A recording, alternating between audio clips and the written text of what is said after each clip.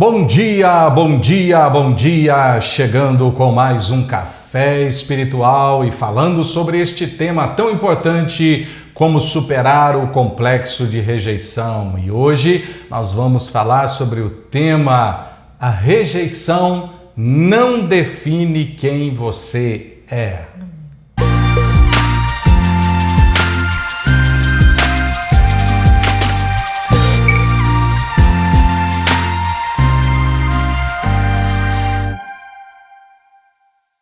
Bom dia, pastora Vivian. Bom dia, meu amor. Bom dia você que está aí nessa sexta-feira, cheio de animação, porque Deus vai fazer grandes coisas na minha e na sua vida. Amém? Vamos meditar em Isaías 49, versículo 7, que diz assim: Assim diz o Senhor, o Redentor de Israel, o seu santo: a alma desprezada, ao que a nação abomina, ao servo dos que dominam, os reis o verão e se levantarão, como também os príncipes, e eles diante de ti se inclinarão, por amor do Senhor, que é fiel, e do Santo de Israel, que te escolheu. A alma rejeitada. Esse versículo falando sobre a alma rejeitada e sobre o que Deus pode fazer com uma pessoa que sofreu rejeição ou que sofre ou que sofrerá rejeição. A rejeição, ela não deve, ou pelo menos não deveria, definir quem você é. O fato de você ter sido rejeitado não pode atrasar a sua jornada, fazer você ficar paralisado, fazer você ficar por muito tempo ali curtindo aquilo. Isso é o que nós temos aprendido durante toda essa semana. Todos nós passamos por situações de rejeição. Eu já passei por situações de rejeição na minha vida. Eu sempre lembro de algumas situaçõezinhas básicas assim que poderiam ter me paralisado muito, né? Eu me lembro em São Paulo que eu com 10 anos de idade vim para São Paulo e eu era da roça, eu era igual o Bento, né? Era da roça. E cheguei em São Paulo, fui morar num bairro chique em São Paulo. E eu sempre fui muito fazedor de amigos, eu sempre fui muito rueiro, assim, né? Sempre estava na rua brincando, skate, carrinho de rolemã e fazendo amigos e tal. E naquela rua que a gente morava, eu fiz muitos amigos. Um dia um amigo, vamos no aniversário da fulana de tal, uma menininha da rua, assim, e nós fomos lá. E chegando lá, talvez pela minha aparência, eu não era tão bem vestido, não sei o que deu na cabeça daquele homem, que era o pai da aniversariante, e ele olhou para mim e perguntou assim: quem te convidou para estar aqui? E naquele momento eu senti muita rejeição, senti que aquele não era o lugar para eu estar, senti muito mal com aquilo, e eu saí, fui embora para casa. Então, foi uma situação de rejeição. Depois eu trabalhei aquilo e aquilo não me impediu de nada, não me atrapalhou. Por quê? Porque a gente precisa ressignificar a rejeição, dar um significado, pastora, para a rejeição. E na minha cabeça, eu dei aquele significado, né? Puxa, esse é um homem da cidade, ele não me convidou, quem convidou foi um amigo meu, eu não sabia que precisava ser convidado, porque eu era da roça, lá na roça todo mundo era sempre convidado para tudo quanto é coisa e não tinha problema nenhum, a gente era sempre bem-vindo em qualquer lugar, não é? Mas eu estava na cidade, eu estava no mundo estranho e eu consegui dar um novo significado para aquilo e aquilo não me afetou. Ministerialmente, já fui rejeitado várias e várias vezes no começo do ministério, no andamento do meu ministério, pessoas que não aceitaram a minha mensagem, não aceitaram o meu jeito de pregar, não aceitaram a minha maneira de desenvolver o ministério, mas em tudo isso eu dei um significado para isso, não é? E isso não me afetou, não é? Tá certo? Então já fui rejeitado emocionalmente, afetivamente, mas eu sempre procurei trabalhar o meu emocional. Que, pastora, o autor de Provérbios, ele diz assim, guarda o teu coração. Sobre tudo que você deve guardar, guarda o teu coração. Coração é emoção. A gente tem que saber dar significados à rejeição, porque se você racionalizar a rejeição que você está recebendo, você lida melhor com ela. Sim, e ainda fala, né? Porque guarda o seu coração, porque dele procede as saídas da vida, dá destino para as nossas vidas. Se eu receber essa rejeição e não ressignificar, como você disse, ela vai me levar para um destino. Um destino de vitimismo, de coitadinho, de eu não mereço. Agora, se eu ressignificar, eu vou rejeitar aquela rejeição. Não é verdade? Eu rejeito, eu não quero esse sentimento. Trabalha na cabeça, né? Eu não sou assim, eu não fui criada para viver isso, né? Igual você fez, eu não fui convidada para essa festa, eu não devia ter ido. Ou então eu devia ter perguntado ao meu amigo, pergunte ao pai dessa menina se eu posso ir à festa. Então, a gente trazer para nós a responsabilidade também. É a autorresponsabilidade que nós precisamos ter, porque existem atitudes que a gente tem que leva alguém a rejeitar, não é verdade? Então a gente precisa trabalhar, usar a nossa mente, usar aquilo que Deus deu para nós, que é a inteligência. Hoje em dia se fala muito na inteligência emocional, porque eu preciso ser inteligente emocionalmente para lidar com as rejeições, com as reprovações, com o não concordar com o que eu penso. Porque se eu não for uma pessoa que sei lidar, eu vou querer impor quem eu sou. Sim. E as pessoas têm liberdade de discordar. Então, vamos ser inteligentes emocionais e direcionar, canalizar tudo isso para nos levar para o lugar que Deus preparou para nós, que é o nosso propósito de vida. Então, não deixe a rejeição te mudar o percurso da sua caminhada, daquilo que Deus te levou para ser. Muito importante nós sabermos para que fomos criados. Eu tenho um propósito, todos nós temos um propósito.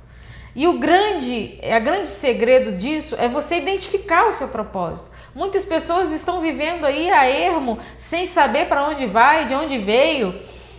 Saiba para onde você precisa ir. Saiba onde Deus quer te levar. Porque aí você vai com um objetivo, você tem um alvo para conquistar. Durante a caminhada, você vai passar por situações, rejeições, vai passar por tudo que muitas pessoas, você já passou, mas você sabe para onde você vai. Porque quando você não sabe, tudo te tira do foco, tudo te tira do caminho. Quando você não sabe, você não consegue ir em direção àquilo, passando pelos obstáculos, desviando das pedras, porque vão existir. No mundo tereis aflições, mas tem de bom ânimo, porque Jesus venceu e nós também vamos vencer. Sim, sim. É importante essa questão de ressignificar. Eu estava falando do meu começo ministerial, quando eu era magro, que dava dó, e o paletó de lista tinha uma lista só, né? E eu estava começando em Belo Horizonte o meu ministério, e eu e um amigo começamos a visitar a casa de um grande pregador da cidade, pastor de uma grande igreja. E com a gente começando o ministério, a gente não estava no nível que ele estava, eu no caso, não é? E a gente ia na casa dele por quê? Porque o meu amigo era irmão dele. E aí a gente ia lá para visitar o pai deles, e esse homem era um tipo muito assim, altivo, né? Esse pregador. E ele falava para o irmão dele assim, você não devia levar qualquer pé de chinelo para pregar na sua igreja. E se dirigindo a mim, né? Pelo menos eu senti que era para mim aquilo, porque ele estava me convidando para pregar na igreja dele. Eu era novo, não tinha aparência, era magro, não tinha muita aparência, então ele achava que eu era um pé de chinelo. E eu trouxe aquilo para mim. Mas ao invés de eu me tornar uma pessoa amarga por aquilo, o que eu fiz? Eu botei na minha cabeça, eu vou provar o meu valor. E eu então fui crescendo na cidade, nas igrejas, e eu era convidado para ministrar em todas as igrejas da cidade. Todo mundo queria que eu fosse, e Deus me deu uma palavra muito forte na época, 2 seminários que eu ministrava, até que um dia chegou para ele que eu estava ministrando, que todos os pastores estavam me levando, e ele então resolveu não ficar de fora, ele me convidou para ir ministrar na igreja dele.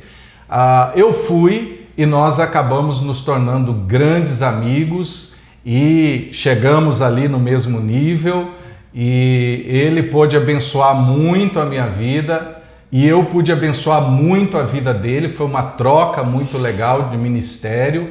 Através dali eu me lancei para o Brasil inteiro e para outros países também.